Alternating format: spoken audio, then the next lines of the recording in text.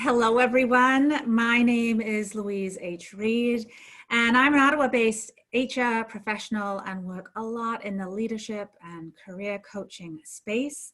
And today I have the great fortune of spending a few minutes with Jay Siddons of In-Tac to talk about Canada's largest national online job fair coming up on October 6th and 7th. Good morning. Good afternoon to those listening in the afternoon, but this is good morning for us. Good morning, Jay, and thanks for joining me. You're welcome. Good morning, Louise.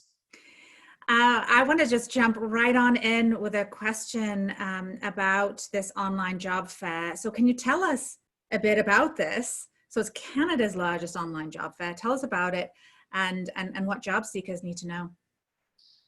Absolutely. In-Tac stands for the International Talent Acquisition Center. In regards to this online jobs fair, which as you mentioned is by now Canada's largest, I just wanted to remind your viewers or point out that our mandate is to help them. Our mandate is to connect job seekers with labor market participants, primarily in the private sector. So what they can expect in terms of the In-Tac National Virtual Career Expo is an online platform where the job seekers can create their own profile and then they can upload their resume. There's tools available to them, Louise, for them to do their research as to jobs that are available and specifically when they can connect with talent acquisition partners of the private sector employers. And then they can engage in live chat or interaction with the recruiters of the company after they've applied for the job. So I'm sure over the next 20 minutes or so, we can dig a little bit deeper into the event. But I wanted to once again remind the viewers that, our mandate here at the International Talent Acquisition Center is without conflict of interest to connect job seekers with the labor market participants across Canada. And we can do so on this digital platform, the In-Tac National Virtual Career Expo. I love it. Virtual, as we have found the last 6 or 7 months, has exploded. If we thought that virtual was the way work's being done before COVID, well, it's exploded even more than that. So, can you tell us how you've gone into it a little bit, but how a virtual job fair then would be different than the typical job fair experience where individuals show up to a live event, they go in and walk throughout this really hot room, they have to wait in line to speak to all these individual companies or the recruiters for each. So this time, what would the experience be? You gave us a bit of an overview, but the experience, me as a job seeker, I'm trying to understand the process. I know I have to register online. Is that correct? That's correct.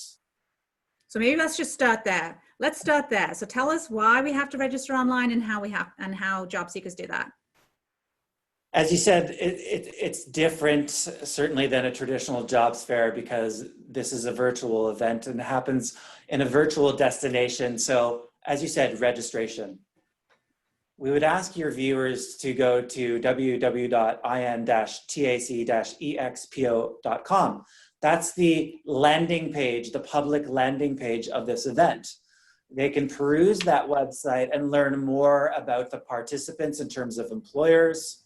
We actually have even an event within the event, which is a live TV broadcast in terms of webinars such as your webinar today, Louise. And on that public landing page, there are a few tools, one of which is the jobs search tool. They can peruse all the jobs that will be available in the job fair. There's a recruiters available live tab, so they can see when recruiters or specific companies will be in their booth for chat. And of course, the registration button. It's imperative to register for the event in advance so that you can actually receive your login from us, from In-Tac, so that you can log into the event because the event is an event. It only happens on the 6th and 7th of October from 9 a.m. EDT until 7 p.m.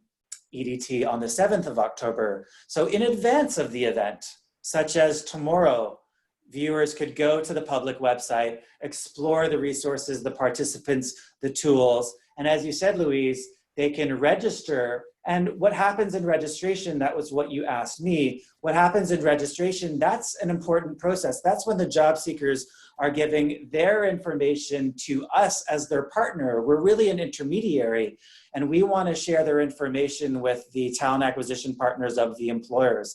That's only possible if the job seekers can, during the registration process, give, of course, their name, and of course, their resume, perhaps their LinkedIn profile. And then we will, as the intermediary, as the host, will then have the job seekers' information in the event in the platform so that the recruiters can access that. And as I said, secondly, of course, give the job seekers their login, their individual login, which is relevant to themselves only, so that they can then log into the event on the morning of October the 6th, and then, engage in researching jobs, applying for the jobs, engaging with live chats with the recruiters, etc. So this event is an event, and as I said, the intacexpo.com platform allows the viewers and the job seekers to actually start their research, which is how I'd like to end my long-winded answer to your question. That's one of the differences between a virtual event and a traditional event. The traditional event, you just show up the day of, as you said. With this type of platform and the In-Tac VCE, you can actually start your research with the intacexpo.com website and the tools that are on there, such as the Jobs tab and the Recruiters Available Live tab, and registering in advance, meaning giving your pertinent information that recruiters would want to find. You can start that process in advance, actually. So there's almost pre-event and event itself, and in fact post-event, but will allow you to continue to dig a little bit deeper as to what you're doing. And it's great, and I like how you've broken it out like that: pre-event, the event, and post-event. So the pre-event, obviously, it's registering in advance and then having access to all of the tools then and resources you mentioned within.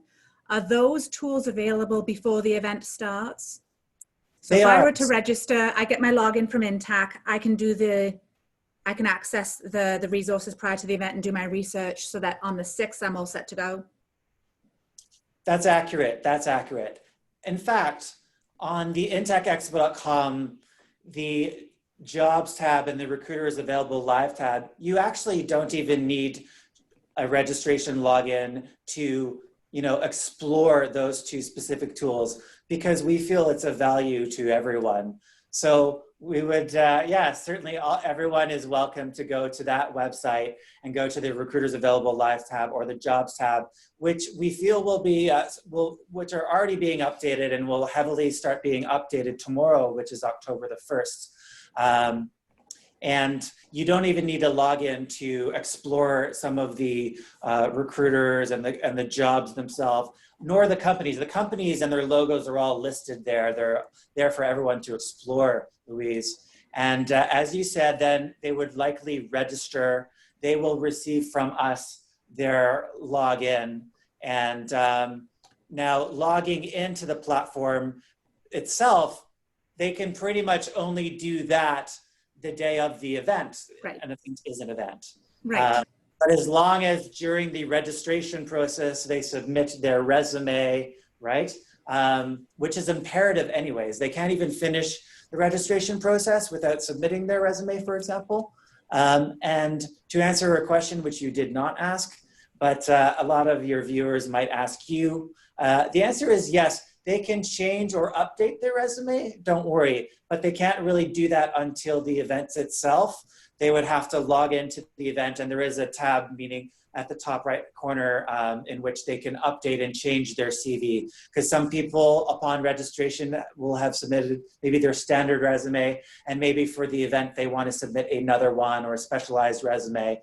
That is possible, but they would have to wait until they log in. But once again, as you said yourself, Louise, some of those tools, such as the jobs that will be in there, all the employers that are participating, even the recruiters chat schedule, that's open now. People can go to the website right now, and it will be updated tomorrow and in the coming 5-6 days. It's fantastic. So a great way for job seekers to not have to commit right away. So go and check out that website. It'll be in the notes section. So those who might be listening to this don't have access to a pen, will make sure it's in a notes section of this interview. So you can catch that, you can grab that website.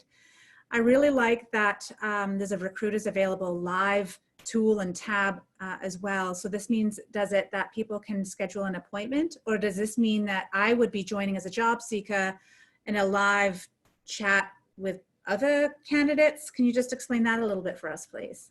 Sure, because it's a great question. And the reason why that tool exists is to facilitate the connections, the live connections between job seekers and talent acquisition partners, because that's one of the main differences of a live virtual event and other virtual platforms such as a LinkedIn or a jobs.ca, which are just one-way they're not really communication tools. They're just that platform really hasn't changed much generally in the last 10 years. So once again, this event, we want to facilitate the live connections with job seekers and recruiters.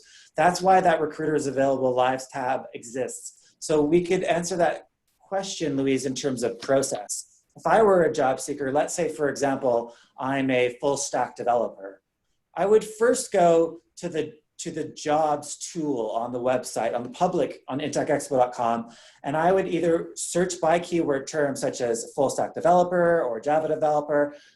I would try and find all the companies that are looking for full stack developers. You could secondly then refine maybe by geography. Maybe you only want to find such roles in Toronto only or Ottawa only. And I would make a list of the companies that are looking for that type of professional, in this case, a full stack developer. Once I have my target list of those companies, my next step would be to go to the Recruiters Available Live tab, and I would cross-reference with my company's target list. Okay, when are those recruiters from those corresponding companies theoretically available for live chat? Because then I know how I'm going to allocate my time on the 6th or the 7th of October, because I have a target list. When the event happens on the 6th, I would log in with my login because I have my target schedule, and I would go to the booths of those companies on my target list. And before I chat, the first thing you have to do, Louise, is you need to apply to the jobs. If you think about it, a digital event versus a traditional job fair, one of the benefits is the way in which we can capture and share data. So it's really important for the job seeker to first apply to those first full stack developer jobs which are relevant to him or her. Because if he or she does not do that, well then their resume hasn't been submitted to the company, nor can In-Tac guarantee that the company is going to get your resume. It will 100% happen if you apply for that full stack developer job. After you've made sure that you've applied to the job itself, which may sometimes actually route you to the talent management system of the company externally, which is okay because the company wants it that way. Make sure you do that as the first step.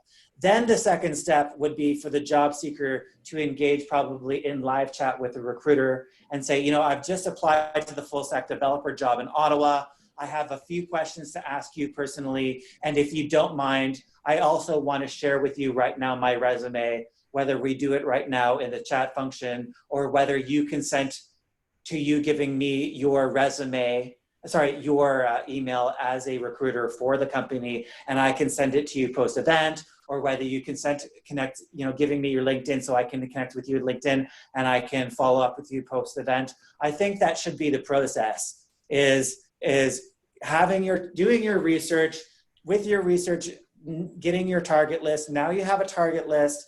After you have a target list, when the event starts, make sure you apply to all the jobs relevant to you in your target list right in the company booths, and then try and connect with all the recruiters from the companies on your target list. It might not be possible to live connect with all of them, but try your best. And then I think there even could be a follow-up plan, but that's up to you to explore, I guess, Louise, with your viewers or myself.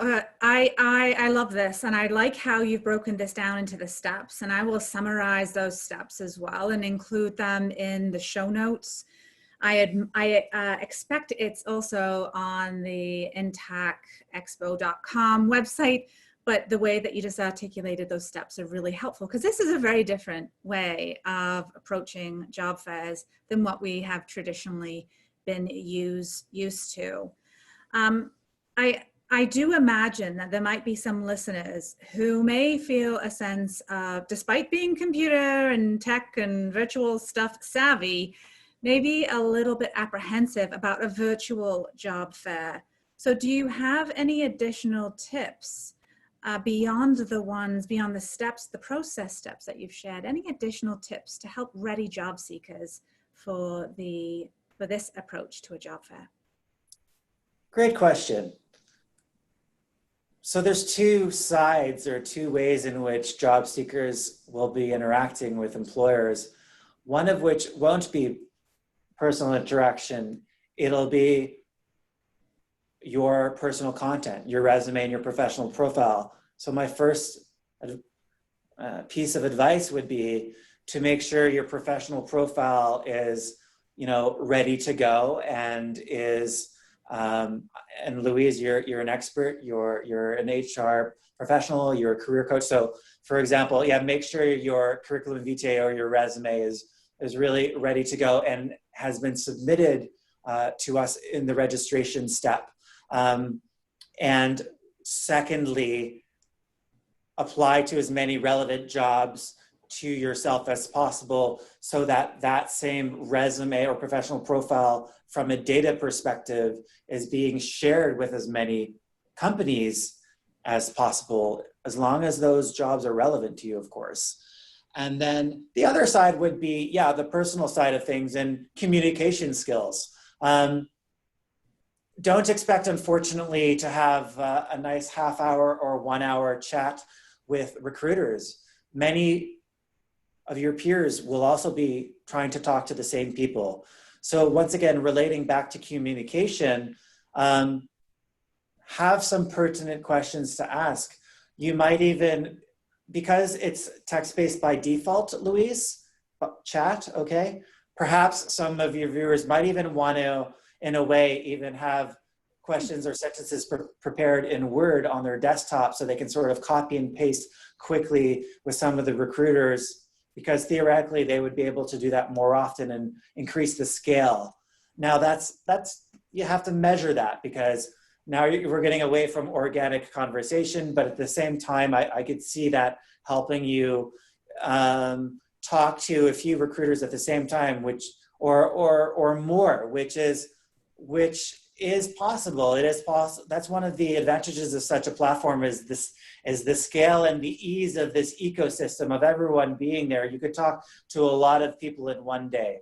So it's the pre-event preparation. Make sure how you convey your professional information is top notch in terms of really your resume, and then make sure you're dressed for success. There is the chance that recruiter could want to do a video chat, as we're doing right now, and therefore you would want to make sure that you have, you're not wearing your pajamas, you're well lit, you're in a quiet room, and then going back to written conversation, be prepared to ask relevant questions. And what's your plan? If you're going to ask someone of their personal time, why? It's a simple question. What's your plan? What's your objective, right? You should have already probably applied to a job, and you want to follow up on that, and you want to know if there's more you can do. You might have questions about that specific job opening, or you saw they had a job opening in Calgary but not Ottawa that would be perfect for you. Is there a chance they'll share with the recruiter in Calgary, or will the same role be opening up in Ottawa? I'd like to ask you that question. But if you don't have a plan, Louise, in terms of that organic conversation, well, then you're not very prepared. You're not adding value to the recruiter, are you? You're not really. There needs to be a reason why you're engaging with someone, in our opinion. So I think that those are a few answers that I hope your viewers will take into consideration, is being prepared and having a plan or a reason as to why they're trying and attempting to engage recruiters in live chat, for example. You gave some really great tips there. And I think that I'm sure there's a really great quote about preparation. I love quotes, but I never seem to be able to remember them. But I know that there is one, and it'll probably come to me later on today when it's not of any use. What I have found, having been in those recruiting booths many, many times from the employer side, is that those who are prepared also, it reduces their stress and anxiety so that they can really show up as their best self. It's normal to be nervous and anxious in these types of situations when you have a very limited time to make an impression and put your best foot forward. But these kinds of questions that you're saying, while we don't have to be then robotic in how we interact, we can use it as a guide to help facilitate the conversations. And so we don't have to pre-program them, but there's a happy medium, right? There's a happy place to have that preparation and then be able to let conversation flow. So I really appreciated that piece. And I liked also that you indicated that job seekers should be prepared for the possibility of a video chat. So I think that's a really important piece as well that I wanted just to bring forward and bring out. What do you have, could you give us just sort of a taste or a sample of some of the companies who are participating so that those listening right now may just have some kind of sense, or if not the exact companies, just is it really from coast to coast? Give us some sense of the number of employers that people can find and participating in this job fair, where they may be, and industry, that kind of thing. Certainly, and great question. This event, the premise is coast to coast. So there will be participants from the Maritimes all the way to British Columbia. It is pretty Ontario heavy because we do have Canada's largest technology park having joined the platform this year through the Canada North Business Association. So we'll have about 50 or more of Canada's more prominent technology companies from Eastern Ontario participating. In terms of sector, Louise, it is diverse, which is a great thing. So we did just mention it being a little bit tech heavy, but we certainly have a lot of companies that will be looking for example, engineering professionals or construction professionals, site engineers, mechanical engineers. Some of those companies that some of your viewers may know would be AECON, like AECON, which is Canada's largest or second largest construction and infrastructure company, which leads me to SNC-Lavalin, which is also one of Canada's, if not almost one of the world's largest sort of infrastructure construction companies, CN Rail. We have some crown corporations such as the House of Commons, which would look for a wide variety of professionals, and also those whom are also bilingual and of course English speaking or French speaking. We have Louise from Ontario, the Eastern Ontario, basically a consortium of manufacturing companies. Manufacturing companies in this day and age, once again, look for a diverse type of professionals: financial professionals, bookkeepers, accountants, accounts payable professionals, of course, hands-on trades professionals, welders, electricians, even sometimes back-end or front-end technology professionals. So once again, I wanted to acknowledge the manufacturing sector. In terms of Canada, this event is also very interesting because a number of the partners are in fact not private sector employers.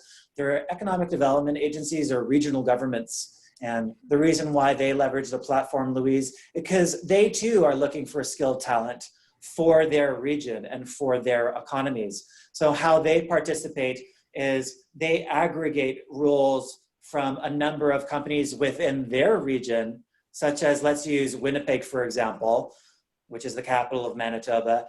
Economic Development in Winnipeg will take the lead on behalf of basically the labor market in their region, and in their booth, they'll have a number of jobs from different players in their region. So that's gonna have a very diverse offering to the job seekers from a regional perspective. So I mentioned the Maritimes because one of the big contributors and participants to this year's event, Louise, will actually be the government of Nova Scotia. The government of Nova Scotia has a number of different sub-departments within the government from an employment and HR perspective, actually more than 20 different departments. And they definitely have open jobs to convey. And they're looking to fill these jobs. So I wanted to make mention of that, Louise, diverse roles that are available to skilled professionals in the province of Nova Scotia. We also have Greater Moncton and Economic Development, Greater St. John. So that includes the communities of Moncton, Dieppe, once again, the city of St. John. So there's diverse roles across the province of New Brunswick. We have all these participants in terms of companies, whether they are private sector companies, some of the economic development agencies, some of the organizations, even such as the YMCA, which offers bridging programs and skills training programs to professionals. They are participating. We have the British Columbia Construction Association participating because they offer training programs and resources that are available to your viewers, Louise, without cost, because they do this on behalf of their sector and also on behalf of the province of British Columbia. And in fact, on behalf of Canada, their program is even global. As long as you have permanent residency status as a Canadian, you can leverage some of these programs at the BCCA or at the YMCA, for example. So I really wanted to convey that some of these resources conveyed by the parapublic partners, there's no cost associated with leveraging some of the resources that are available to them. They can continue to do their research actually quite simply by going to the website by intacexpo.com. It's all there on the public landing page. They could just scroll down and see many of the companies that are participating. Wow, that's incredible. I mean, I have never attended a job fair in person that has had such a diverse range of sectors and types of companies participating. So, and I realized that was just a flavor. So those job seekers listening, I encourage you to check out intacexpo.com. As Jay has indicated, you need to register in advance. I repeat, you need to register in advance, and in advance does not mean the morning of the job fair. So please, the sooner you do that, the better. Is there an actual cutoff date or time that people have to register by? I would say the day before, which is Monday, October the 5th. As you said yourself, Louise, there's no reason why the viewers can't do this in the next few days. I would say register first. I know some people might not want to register until they've spruced up their resume, but don't worry, you could do that after the fact, right? You could register first and then you could re-upload a secondary, even a third resume, during the event, because you're going to have your login, your profile. So cutoff, yeah, I would say the day before, October the 5th, but registration is open now. It's open now. Fantastic. I have really enjoyed speaking with you, Jay. And before we finish, want to make sure that is there anything else that you think that job seekers need to know about this event?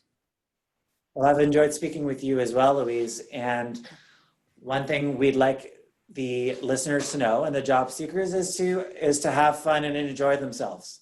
We haven't acknowledged that part of the journey or experience. And it is an experience because as we should understand now, this is structured as a live event. It is a live event. And one of the reasons why there may be increased interest, Louise, is because a lot of us are connecting digitally these days as a result of the restrictions we have due to the COVID-19 pandemic. And that's the way it is at the moment. And, this platform will allow you guys to, from the safety of your own home, but of course, safety is one thing, but there's convenience here. We have all the jobs and all the employers aggregated within one platform, as well as those employers being available to and willing to connect with you. So they're not willing to, that's impossible on a traditional jobs board, which is sort of static. So, you can connect. We also have an event within the event. We have 2 days worth of live webinar channels. The first day is our Discover Canada live webinar broadcast, where those economic development agencies and regional governments are conveying to the viewers why someone should consider exploring Winnipeg or St. John or Langley, British Columbia in terms of the labor market. It's really interactive and interesting and fun, and you can ask questions. You can send them in by chat and ask them live. It's entertaining. It's a lot of fun. The second day, we have our Career Corner live webinar channel, and those partners will be some of the partners such as the British Columbia Construction Association or the CPABC, talking about the accounting profession, or the KNBA exploring the technology sector in Canada. This is entertaining. You can enjoy. It's like watching TV. So you can do that. Then you can go back to the booth. There's that public chat room, which we didn't acknowledge, Louise. Public chat room can be a starting point for some of the job seekers where if they don't know what they want to do or where they can go, they can go in and see what the recruiters will be in there, and they'll be going into public chat and say, hey, come to the ACON booth right now. We're looking for a wide variety of skilled talent. We're in our booth live. So there's a lot of things that people can do. They can go to the public chat. They can go to the jobs tab and do their research. They can go to the video library. There's a video library tab. They can watch videos, or they can go to the live channel. They can go to the live channel and then join a live webinar such as you and I are doing right now, and they can be entertained. They can be entertained by the government of Nova Scotia. There's unlimited things that people can do, and that's what we want to acknowledge as we do sign off, Louise, is have fun, enjoy it. So have fun should be 60 or 2/3 of things, and maybe the other 1/3 or 40% is using the tools to your advantage, so that you can have a plan, so that once you have a plan, you can get your data in there as much as possible, which in my opinion means apply to as many relevant jobs as possible to you, meaning your professional profile, as you can. Because if you think about it, the more jobs you apply to, we will guarantee that your data will go to the partner, to the employer. We can control that, and we guarantee that. So make sure you do that. Make sure your data is in there. Apply to as many jobs as possible, but then also have fun. And you will decide what fun means to yourself, whether it means engaging in live chat with recruiters, or making sure you get your follow-up with them. Maybe you can add them on LinkedIn, or you at least can share them or email them your resume. And then maybe go to the video library or go to the live webinars and be entertained and sit back and enjoy. And there's, whether you want to explore Canada or just Ontario, it's all there for you. There's no cost involved. Everyone is welcome to register, assuming you're legally eligible to work in Canada, and just enjoy and have fun. Let's all have fun. I love it. And I love that we're ending on that note with all these tips and the preparation that you've shared. I think that's the key to then being able to have fun when you show up that day. You've done all the prep work, and then you can just really engage in a really meaningful way to find your next place to land. Sounds like October 6th and 7th should be something that you put in your calendar. So mark that off. Go to intacexpo.com and register. Reminder that you can upload and change your resume, so don't let that be a deterrent.